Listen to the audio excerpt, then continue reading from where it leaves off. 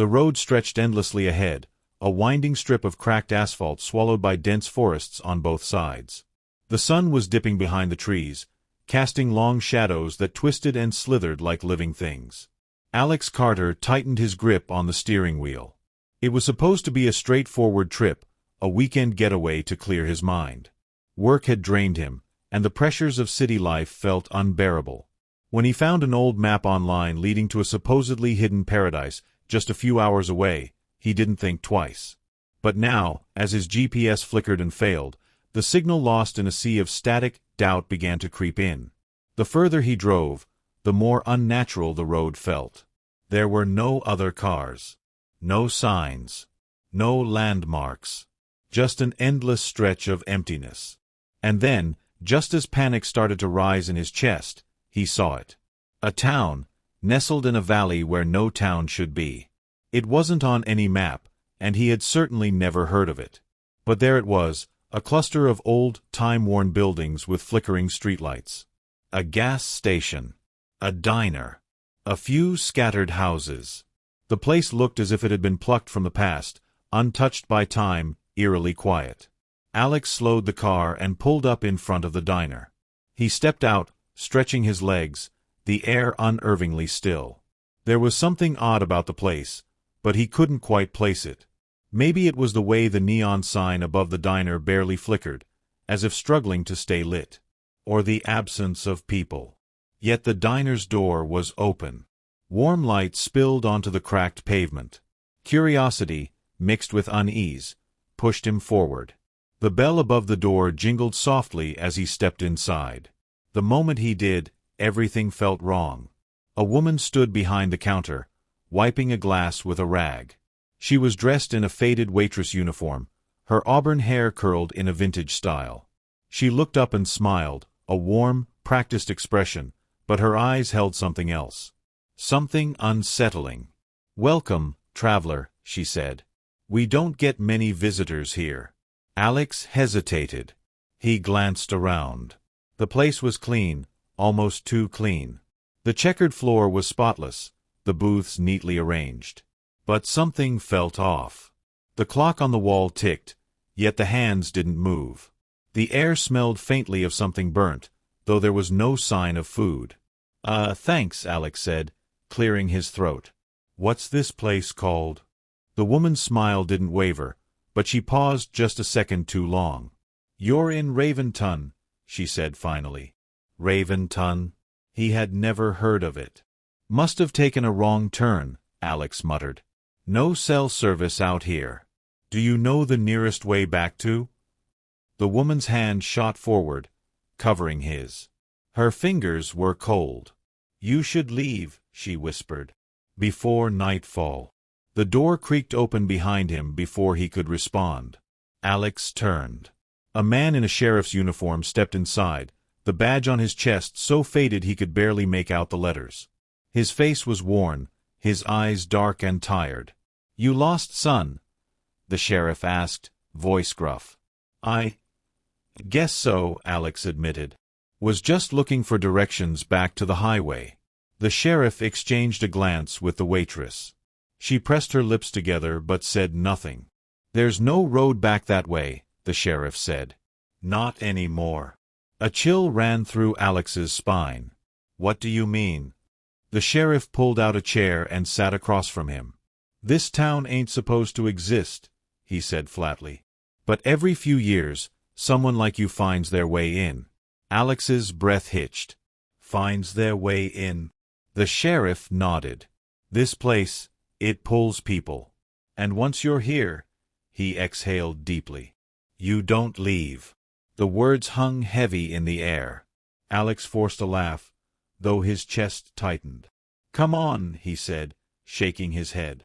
"That's ridiculous." The sheriff didn't smile. "Tell me something, son.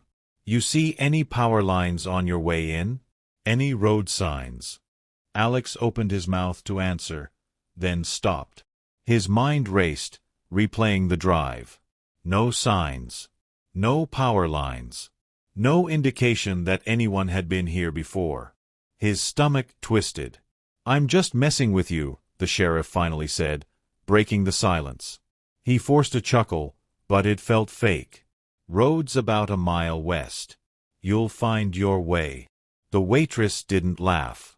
She simply watched Alex with something like pity. Alex hesitated, but he forced himself to nod. He stood, tossing some cash onto the counter.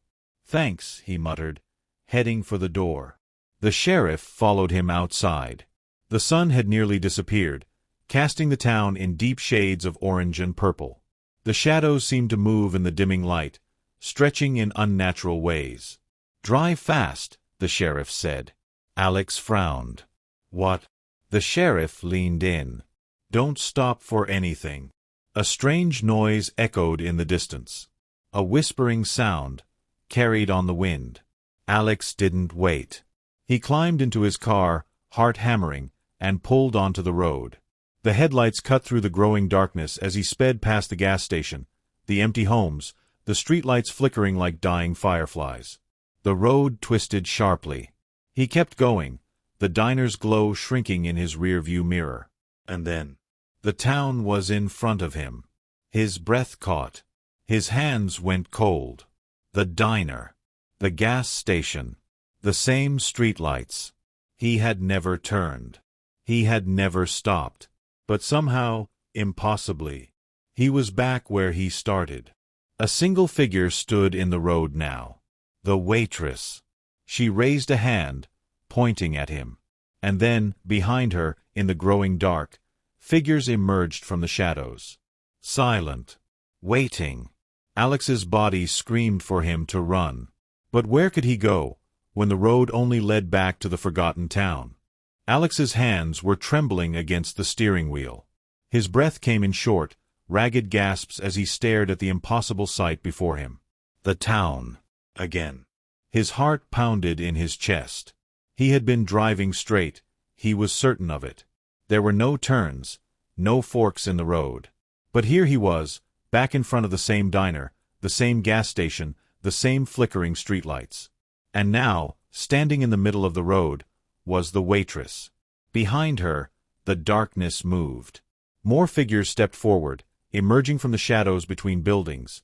Men, women, even children, silent, watching. Alex's instincts screamed at him to flee. He threw the car into reverse, slamming his foot on the gas. The tires screeched against the pavement, sending up smoke as the car shot backward. The road stretched behind him, long and dark. He didn't stop until the town was out of sight. And then, the diner's neon glow appeared in his rearview mirror. Alex's stomach twisted violently. He slammed the brakes, panting, his pulse hammering in his ears. No, this isn't real. He had reversed. He should be miles away by now. But somehow, impossibly, the town had followed him. Or worse, he had never left. A knock on his window sent a bolt of fear up his spine. Alex turned his head slowly. The waitress. She stood just outside his door, her expression unreadable. The neon light from the diner cast eerie shadows across her face. "Get out of the car," she said softly. Alex shook his head, gripping the wheel tighter. "No." "Alex," she whispered, leaning closer. "There's no way out. You need to listen to me." His blood turned cold. "How do you know my name?" The waitress's expression softened, but her voice was urgent. "Please," she said, "before they come closer." Alex hesitated, but then he glanced in the rearview mirror. The figures were approaching. Their movements were slow, unnatural, like puppets on invisible strings. Their faces were shrouded in shadow, but their eyes glowed faintly in the dark. Alex's breath hitched. He reached for the door handle with shaking fingers. Every instinct told him not to trust this woman, but the alternative was worse. As soon as he stepped out, the air felt heavier. The street was too quiet, too still, except for the distant whispering sound that seemed to come from everywhere at once. The waitress grabbed his wrist, pulling him toward the diner. "Come on," she urged. "We don't have much time." Alex stumbled after her, his mind spinning. He needed answers, but his voice barely worked. "What is this place?" he finally managed. She didn't answer until they were inside, the door locked behind them. "This town isn't real," she said, voice low. "Not in the way you understand." Alex ran a hand through his hair, his body shaking with adrenaline. "That doesn't make sense. It's right here." The waitress sighed. "It's here, but it shouldn't be." Alex shook his head. "I just need to get back to the highway." "Tell me how." The waitress's eyes darkened. "You think you're the first to say that?" Alex stared at her. "How many people?" Her lips pressed into a thin line. "Too many." The weight of her words sank in like a stone. "They all," Alex swallowed hard. "They all disappeared?" The waitress hesitated. Then, slowly, she nodded. Alex's stomach clenched. His mind was a whirlwind of denial, fear, and growing horror. But why? What happens to them? A sound outside made them both freeze. A low, guttural growl. The waitress's grip tightened on his arm. "They take them," she whispered. Alex didn't want to ask. Didn't want to know. But he did. Who? The lights flickered.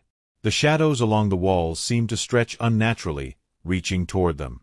The waitress took a sharp breath. "You saw them." Alex's pulse skyrocketed. "The figures." She nodded. "They aren't ghosts," she murmured. "They aren't people."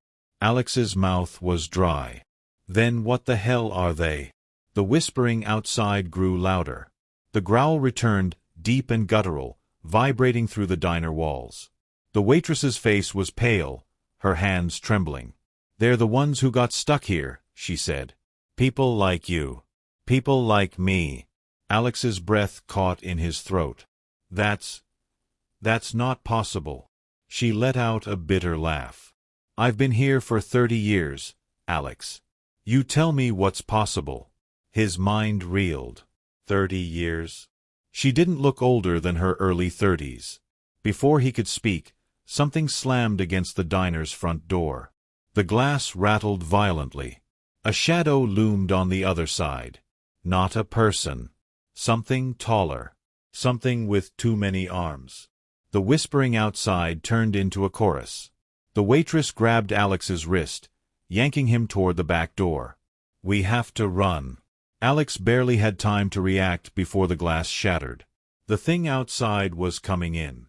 The front windows of the diner exploded inward as shards of glass scattered across the black and white tiled floor. Alex barely had time to react before the waitress yanked him toward the back door. "Go!" she hissed, her grip vice-like around his wrist.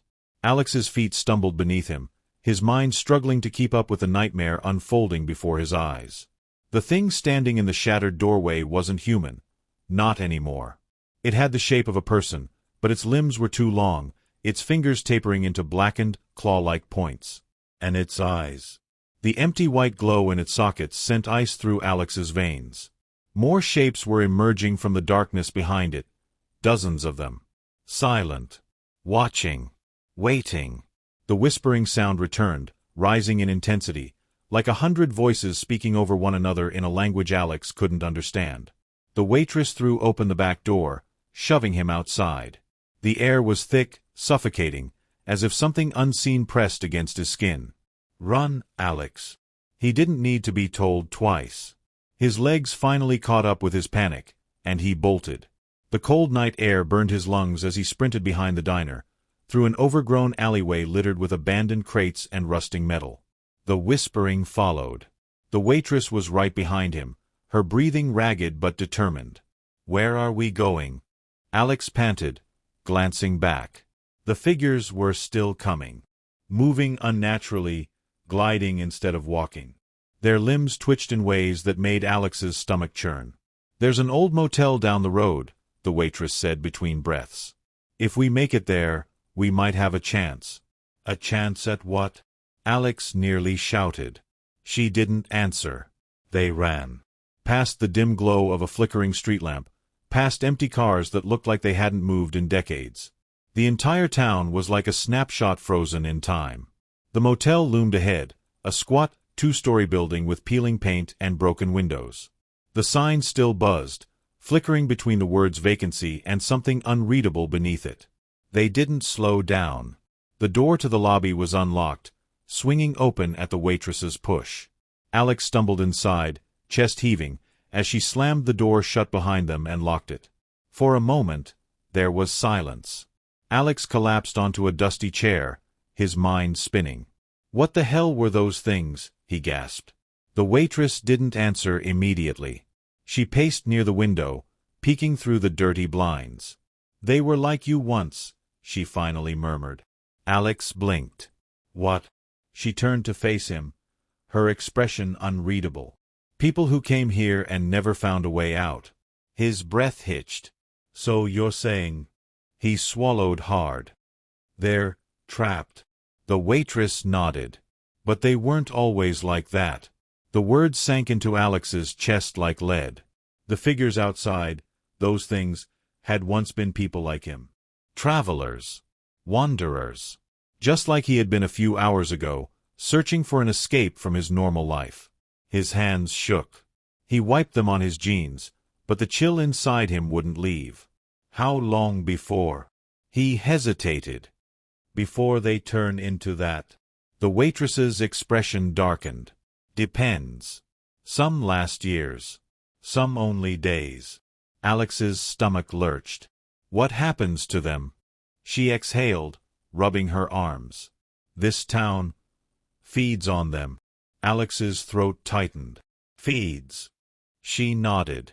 It pulls people in. Keeps them here. And the longer they stay, the more they change. Outside, the whispering sound swelled. Alex's pulse pounded in his ears. We can't stay here, he said quickly. There has to be a way out. A real way. The waitress hesitated, then knelt beside the old motel desk. She pulled open a drawer and took out something wrapped in a faded cloth. When she unwrapped it, Alex's breath caught. It was a map. Old, yellowed with age, its edges curling. Every few years, someone finds this place, she said. And every time, they leave something behind. Clues. Maps. Warnings. Alex's hands clenched into fists. And did anyone make it out? The waitress didn't answer. Alex's chest tightened. You don't know, do you? She looked away. Before Alex could press her further, a loud thud shook the door. His breath caught. Another thud. The whispering outside was louder now, angrier. Alex stepped backward as the door bulged inward, the wood creaking under pressure. The figures outside were pounding against it. We need to go, the waitress hissed. Alex's eyes darted to the map. Where does it lead? She pointed to a spot circled in red. There's a tunnel beneath the church, she said quickly. I don't know where it goes. But it might be our only chance. Alex grabbed the map, stuffing it into his jacket. The door was splitting now, long cracks running down the wood. And then, a voice whispered inside the motel. Alex and the waitress froze. The voice was behind them. Slow. Gentle. Too familiar. Alex. He turned, and his blood ran cold. His mother stood at the end of the hallway. But it wasn't her. Her eyes glowed white. Her face was pale, hollow. Her lips curved into a slow, unnatural smile. You've been gone so long, she whispered. Come home. Alex's knees nearly buckled. This isn't real, he choked. But it looked like her. Sounded like her. And then, behind her, more people appeared. His father. His old friends. All of them, standing in the dark hallway. Eyes glowing, bodies too still. Alex's breath hitched. His hands trembled. The waitress grabbed him. Don't listen, she hissed. They aren't real. The figures took a step forward. The door behind them shattered. The whispering turned into a scream. Alex had seconds to react. He made a choice. He ran. Alex's legs burned as he sprinted down the cracked sidewalk, his breath coming in short gasps. The whispering voices behind him had turned into a chorus of distorted screams. The waitress, her name was Claire, he had learned, was right beside him, gripping the map in one hand, guiding him through the maze of decaying buildings. The figures followed. Not running. Gliding. Their glowing eyes locked onto him, their hollow voices calling his name. His mother's voice. His father's. His friends. It took everything in Alex not to turn back. Not to listen. "We're almost there," Claire shouted over the rising whispers. Ahead, a massive stone church loomed in the darkness. Its stained glass windows were shattered, the wooden double doors warped with age. A rotting cross leaned dangerously atop its roof. Alex's stomach clenched as they reached the front steps. "Are you sure about this?" he panted. "No," Claire admitted. "But it's the only chance we have." Behind them, the street was flooded with figures now.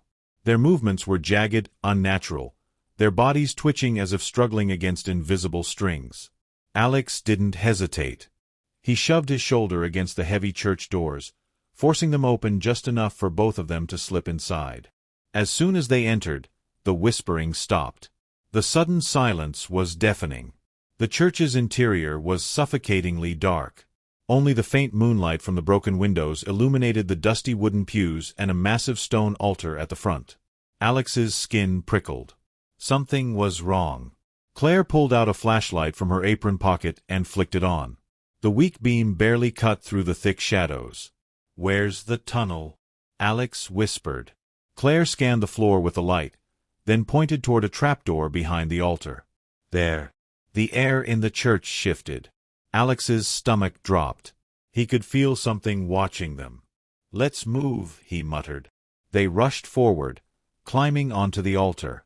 The wood groaned beneath them as Claire dropped to her knees and began pulling at the rusted handle of the trapdoor.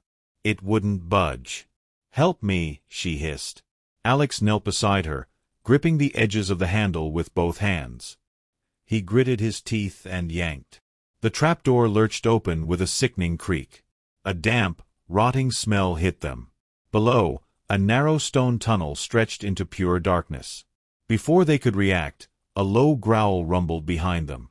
Alex turned, and his heart stopped. At the far end of the church, something was rising from the shadows. It wasn't one of the figures from the town. It was bigger. Its limbs were too long, its torso stretched unnaturally, bones pressing against thin, colorless skin. A gaping mouth opened in its faceless head, revealing a void of writhing black tendrils. And its arms moved like smoke, shifting and reshaping, reaching toward them across the pews. Claire grabbed Alex's wrist. "Go." Alex didn't need convincing. He swung his legs into the trapdoor, dropping down into the darkness below. Claire followed, and the second she was in, Alex slammed the trapdoor shut. The growl from above rattled through his bones. Then, silence. The tunnel. The flashlight beam flickered as Claire pointed it down the stone tunnel. The passage was narrow, just barely wide enough for them to walk side by side. The damp air was thick with decay, the stone walls slick with moisture. Alex took a shaky breath. "Where does this lead?" Claire tightened her grip on the flashlight. "I told you, I don't know." That wasn't reassuring.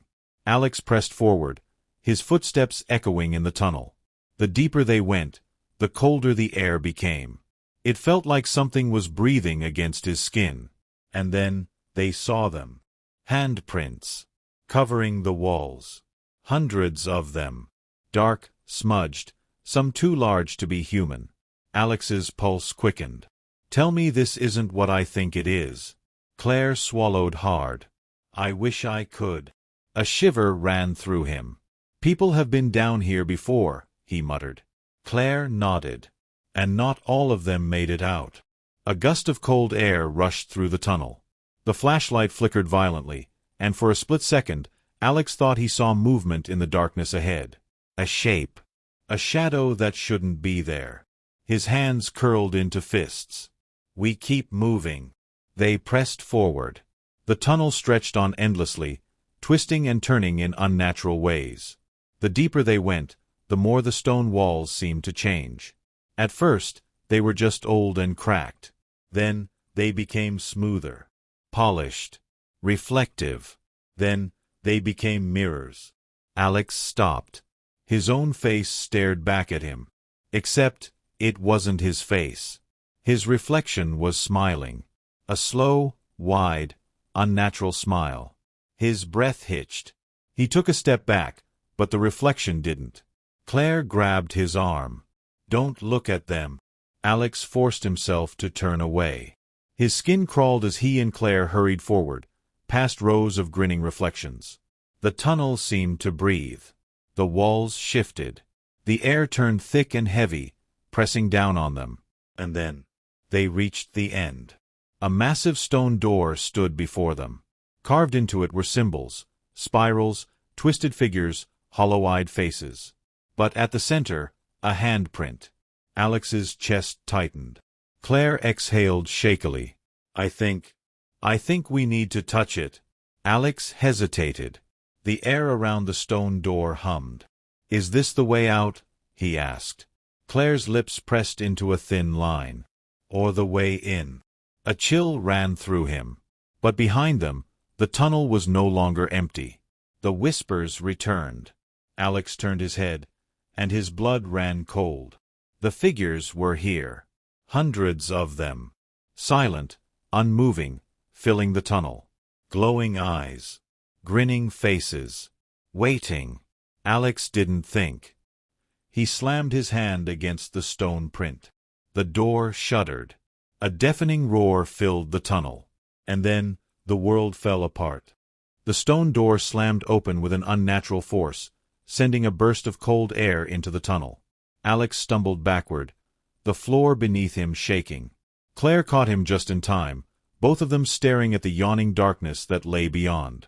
The door had opened into a vast chamber, its size impossible to comprehend. The walls were made of ancient stone, cracked and weathered with age, but what stood out the most was the ceiling, or rather, the lack of it. The chamber stretched upward into an infinite black void, the air thick with something heavy, something alive. The floor seemed to ripple beneath their feet, the stone undulating like the surface of a disturbed pool of water. The figures that had filled the tunnel were now behind them, standing motionless at the threshold. Their eyes glowed brighter now, brighter than ever before, as if they were drawn to the door. The once faint whispers had turned into a low, guttural hum, vibrating through the stone walls. But it wasn't the figures that held Alex's attention. It was what lay at the center of the chamber. A massive stone altar, covered in symbols Alex didn't recognize.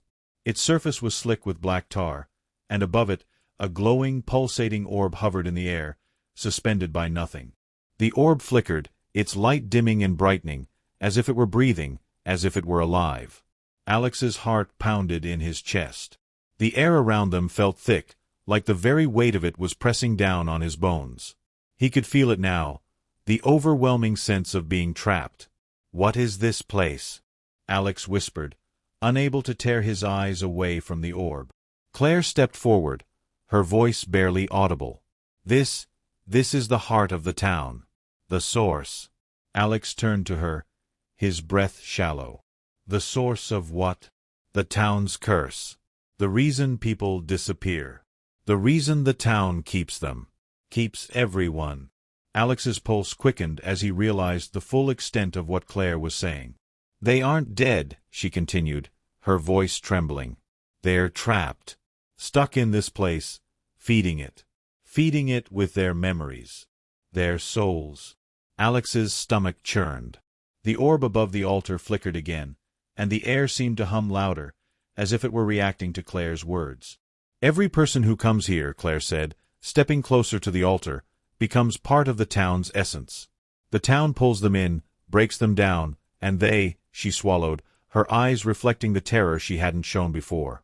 "They lose themselves. They become like them." She gestured to the figures standing in the chamber. "The lost. The broken. The ones who can't leave." Alex could feel the weight of the room pressing in on him, the silence of the chamber suffocating him. The orb seemed to pulse again, a strange magnetic pull dragging his gaze back to it. The whispering voices rose in a crescendo, filling the air with the chorus of lost souls. And then, he heard it. A voice, his mother's voice. "Alex." He felt it like a physical presence, wrapping around him, drawing him closer to the altar. No, he muttered, shaking his head. I can't. But his feet were moving. They weren't his own. Alex's hand reached out, drawn to the orb as if it had a will of its own. His vision blurred, and in the flickering light, he saw faces, dozens of them. Faces of people who had vanished. Faces of those who had come here before. Faces of those who had lost everything.